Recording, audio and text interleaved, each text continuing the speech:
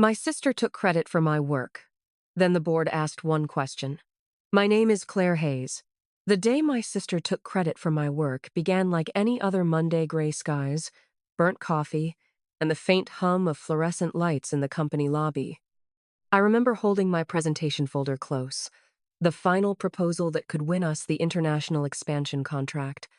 I'd spent 6 months perfecting every slide, every chart, every forecast. But when I entered the boardroom, she was already there. Melissa, flawless in her navy suit, hair tied back like confidence itself.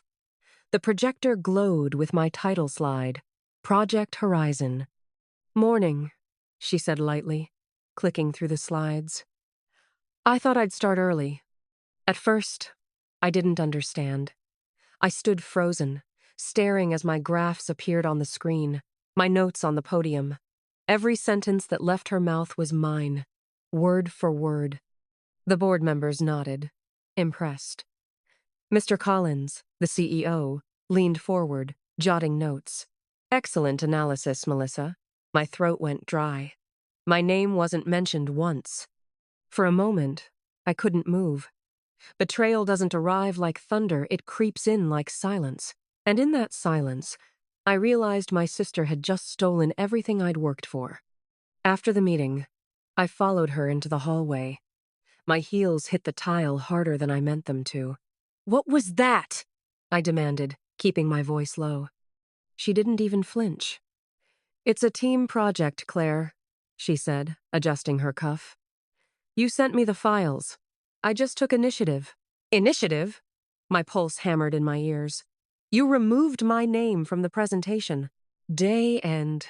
Melissa's lips curved into a small, practiced smile. You're not exactly board material yet.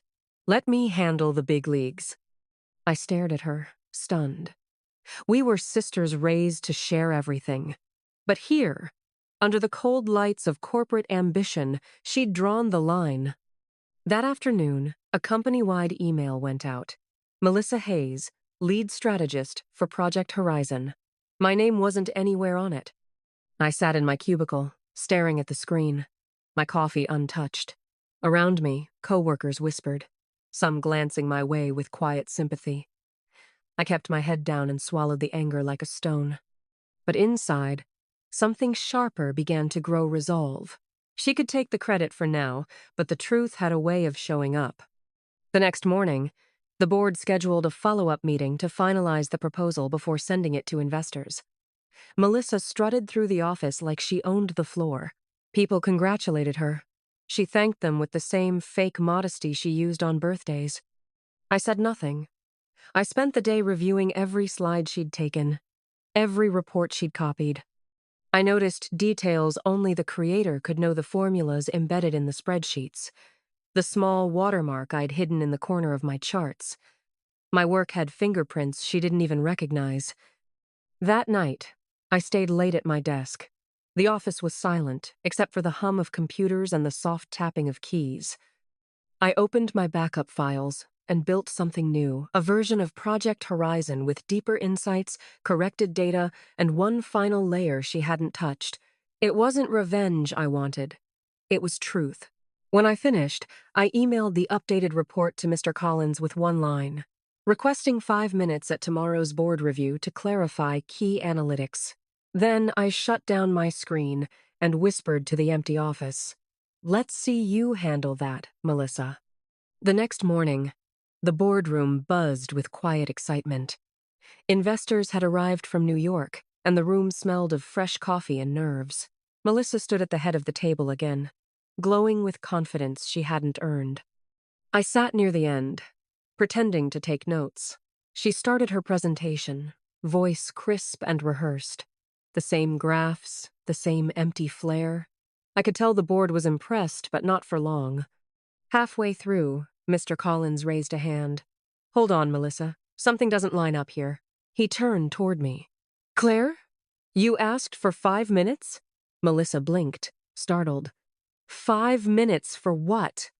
I stood slowly, heart steady, voice calm. Just a clarification on data integrity. All eyes turned toward me. I connected my laptop to the projector. My version of Project Horizon appeared updated, detailed, irrefutable. This, I said quietly, is the real work. The room fell silent. The board members leaned forward as I spoke. I explained the hidden flaws in Melissa's version, showing how key figures had been misrepresented. I demonstrated the improvement's correct forecasting, stronger risk analysis, higher projected profit margins. Mr. Collins frowned, flipping through his notes. "These numbers, how did you get them?" he asked Melissa. She stammered, caught off guard. I followed the reports. I have say. I met his gaze. She followed mine. The projector light flickered over her face, washing away every trace of composure. Around the table, whispers started. Then Mr. Collins asked the one question that changed everything. "Melissa, if this was your work, can you explain the data key embedded in the spreadsheet?" Her mouth opened, but no words came. The silence stretched. Everyone in that room knew. I closed my laptop and said softly, "I think the question answers itself." The air in the boardroom went thin.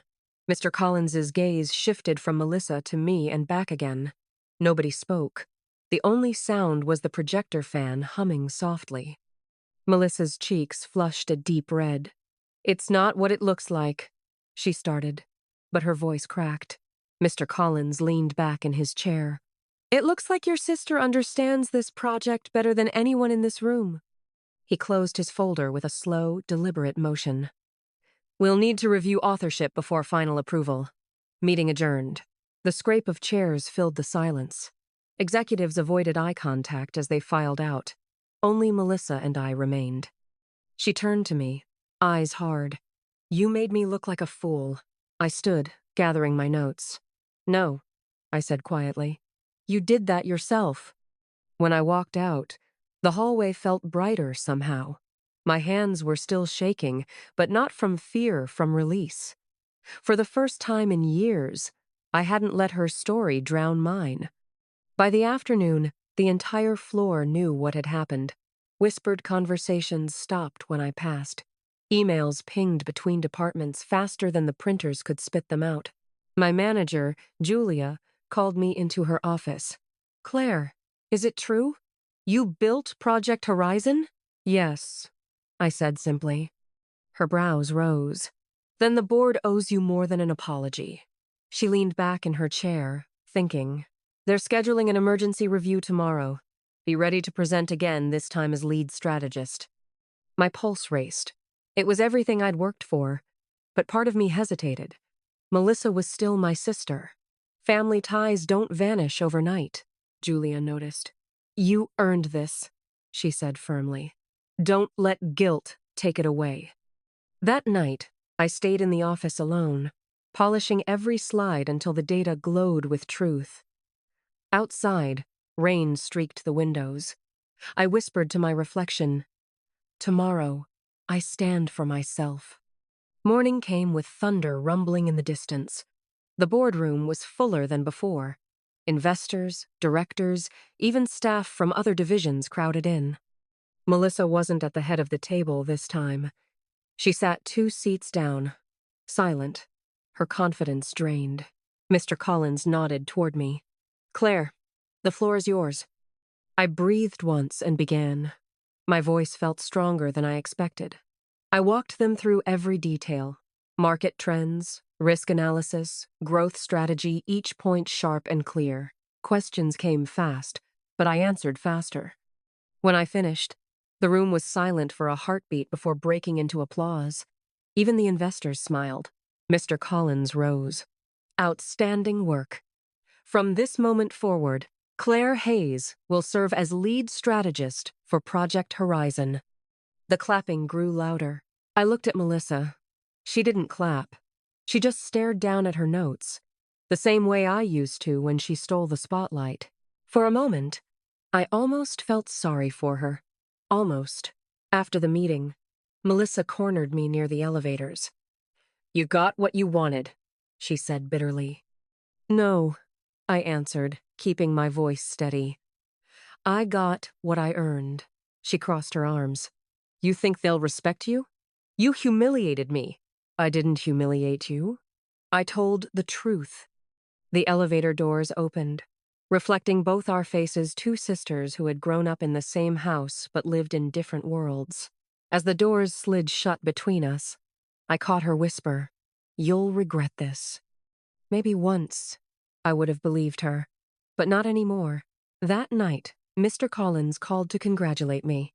"We're submitting Project Horizon to the Global Board next quarter. Start preparing your team." My team, I repeated softly after hanging up.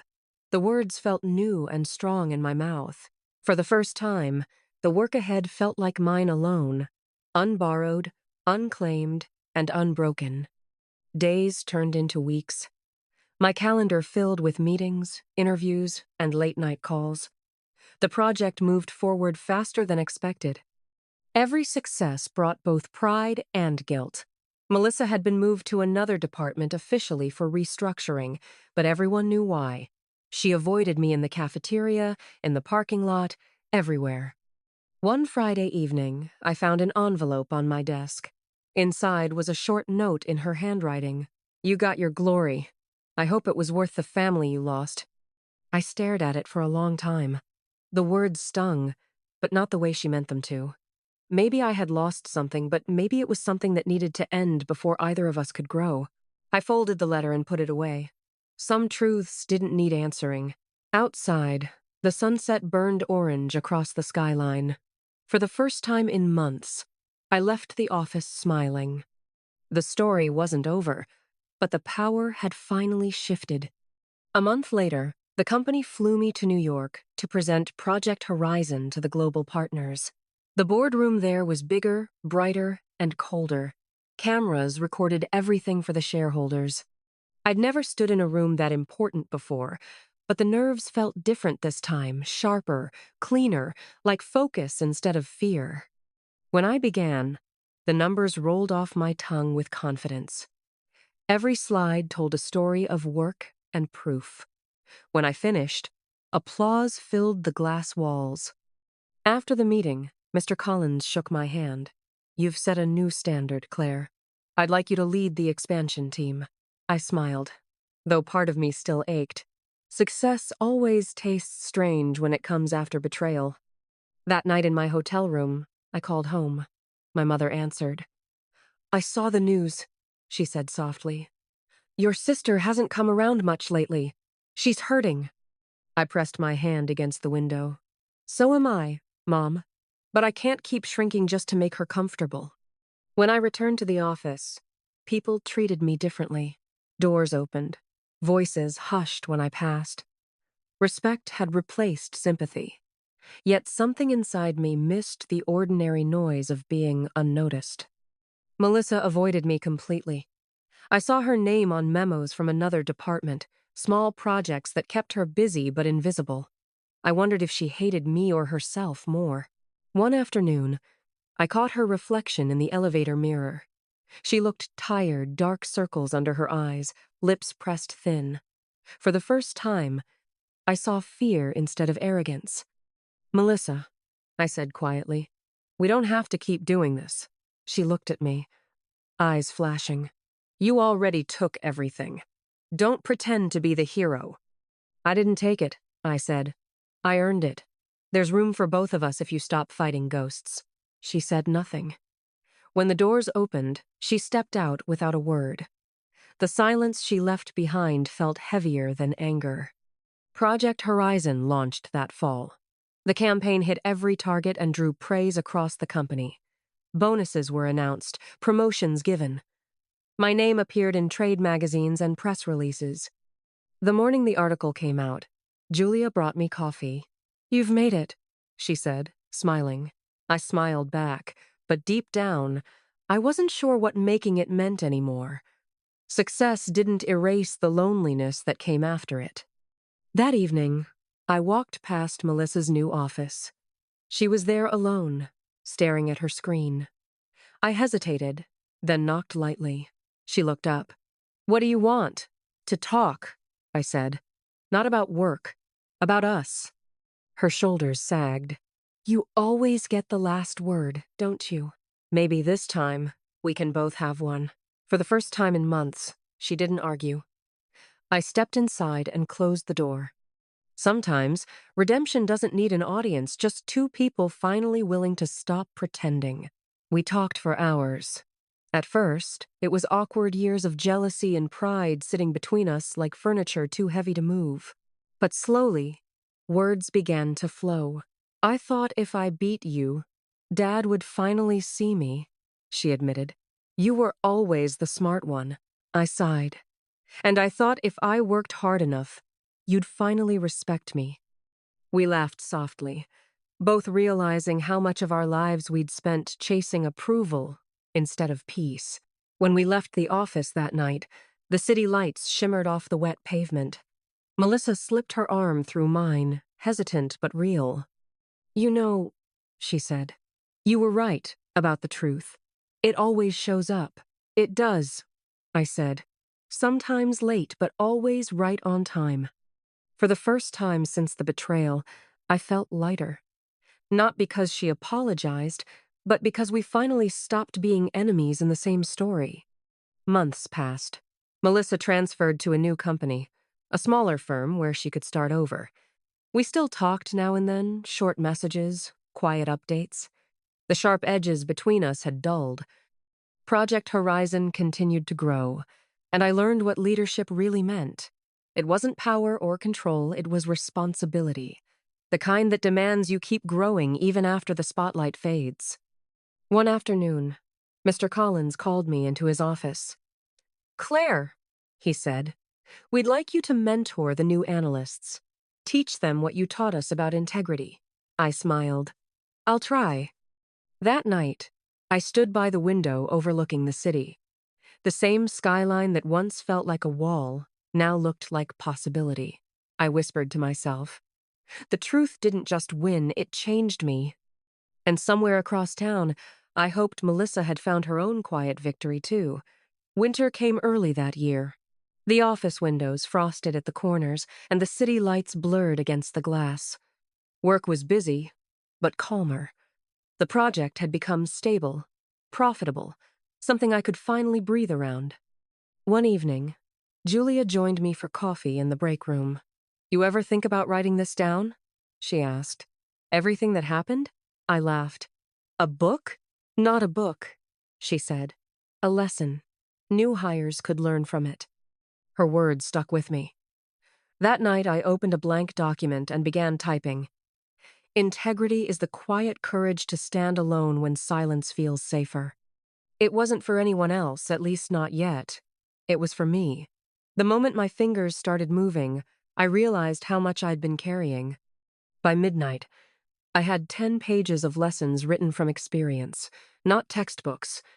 Each line felt like a step away from the pain and toward purpose. A few weeks later, Melissa called. Her voice was softer than I remembered. I read the article about your training manual, she said. They're saying it'll be used across all departments. Yeah, I said carefully. It's strange seeing my name on something again. She was quiet for a moment. I wanted to say, congratulations. It wasn't much, but it mattered. How's the new job? I asked. Hard, she admitted. But honest. I'm doing it on my own this time. I smiled. That's all any of us can do. Before hanging up, she added, I'm glad the board saw the truth that day. I wasn't ready to. After the call, I sat for a while, thinking about how far we'd both come. The truth hadn't just exposed us, it had rebuilt us in different ways. Sometimes victory isn't loud applause.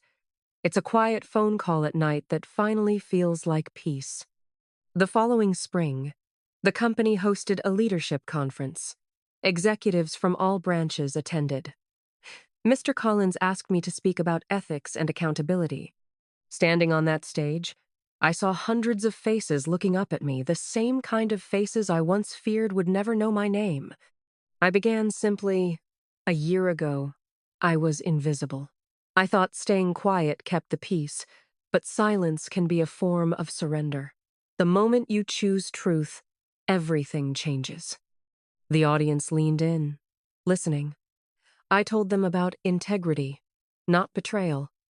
About courage, not revenge. When I finished, the applause was gentle but genuine. Afterwards, a young analyst approached me. "Ma'am," she said, "I almost gave up on my project last month. Hearing this makes me want to try again." Her smile reminded me of myself a year ago, hopeful, scared, determined. As I left the hall, I realized my story no longer belonged to just me. It had become a map for others finding their voice. Melissa and I met again that summer, halfway between our cities at a quiet cafe near the river. She looked healthier, calmer. "I got promoted," she said, stirring her tea. "Small team, but it's mine." "That's great," I said, meaning it. She looked at me carefully. "Do you ever wish it had gone differently?" "Sometimes," I admitted. "But if it had, neither of us would have learned what we did." She nodded slowly. "You're still better at speeches," she joked. We laughed, and the sound didn't hurt this time. Before leaving, she said, "Thanks for standing up back then. I hated you for it, but now I get it." I watched her walk away into the sunlight, shoulders straight. For the first time, we weren't competitors or victims. We were equals carrying different scars that had finally healed. A year after everything began, Project Horizon was nominated for an Innovation Award. At the ceremony, the host called my name. Cameras flashed. Applause filled the room. As I walked to the stage, I saw Melissa in the crowd. She clapped, smiling not out of guilt, but pride. I accepted the plaque and said, "This project started with 2 lessons. Never underestimate quiet work, and never let silence bury the truth." The room stood to applaud. Afterwards, Melissa found me backstage. "You deserved that," she said. I smiled. We both did, in our own ways.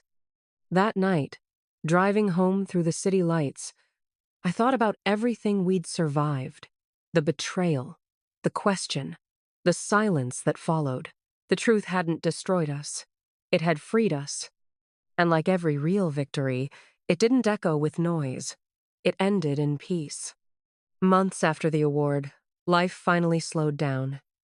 My days weren't filled with meetings anymore, but mentoring sessions and quiet office hours. I found joy in helping new analysts find confidence in their ideas. One afternoon, a young intern named Leo stopped by my desk. "Ma'am, everyone keeps talking about how you stayed calm when your sister took credit. How did you do it?" I smiled. I didn't feel calm. I just remembered something my mother once told me. Truth doesn't need shouting. It stands on its own. He nodded thoughtfully. "I'll remember that." With Spact, when he left, I looked around my office. My achievements lined the walls, but none of them felt as important as that conversation. That day, I realized the real reward of surviving betrayal wasn't revenge or praise. It was knowing you could turn pain into guidance for someone else. One weekend, I visited my parents. The house smelled like cinnamon and coffee, the same comfort from childhood. Melissa arrived later, carrying flowers. At dinner, conversation flowed easily. We talked about work, friends, travel plans, normal things that used to feel impossible. After dessert, Melissa pulled out a small wrapped box. "For you," she said shyly. Inside was a simple silver pen. Engraved on the side were the words, "To the one who wrote her own story." I looked up, eyes stinging. "You didn't have to." "I wanted to," she said. "You taught me that taking credit and earning respect aren't the same thing." For a long moment, we just sat there, smiling. The silence between us was full, not empty. It carried peace, forgiveness, and understanding everything we had once fought to find. A few months later, I was invited to join the company's Global Ethics Committee. It felt surreal, once nearly erased, now helping shape policies about transparency and credit. During the first meeting, someone asked me to share a guiding principle. I said, "Accountability isn't punishment. It's the bridge back to trust." Afterward, Mr. Collins stopped me in the hallway. Claire, I never told you how much that day in the boardroom changed this company. People speak up now. They double-check their sources. You started something bigger than you realize. If you come to, I smiled quietly, then it was worth it. Later that evening, I sat alone in the empty conference room, looking out at the skyline. The city's lights glowed like a sea of tiny truths, each one small, but together, powerful enough to light the dark. Years passed. Project Horizon became a model used in business schools, though I never saw myself as a legend. I just did the work and told the truth. Melissa built her own company, small but respected. Sometimes we collaborated, nothing official, just sister to sister, sharing ideas over coffee. We laughed more easily now.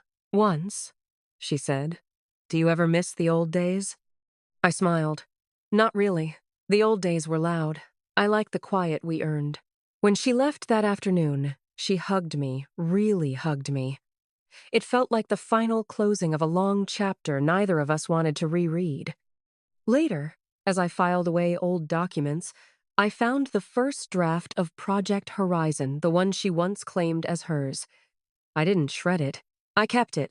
A reminder that even wrong turns can lead home if you keep walking. On the anniversary of the boardroom meeting, I returned to that same building for a new project launch. The hall looked smaller now, less intimidating. As I walked to the podium, I remembered the sound of Mr. Collins's question, the one that had shattered everything. "Melissa, can you explain the data key?" It had seemed like the end then. I hadn't known it was actually the beginning. I spoke briefly to the new team. Every project here stands on trust. If you build with honesty, no one can take it away from you. When the meeting ended, applause filled the room. I looked out over the faces, bright, eager, full of promise, and thought, this is what truth builds. As I left, the city lights shimmered outside, reflecting on the glass doors. My reflection met mine, calm and steady. The story had begun with silence. It ended with peace. In a world where betrayal sparks revenge, Avenix is just getting started. Every secret uncovered, every move calculated, and every episode more intense than the last. If you're ready for twists, power plays, and shocking revelations, hit the like button right now, drop your thoughts in the comments, and subscribe for daily episodes of Revenge with Avenix. Don't forget to click the reminder bell so you never miss what happens next.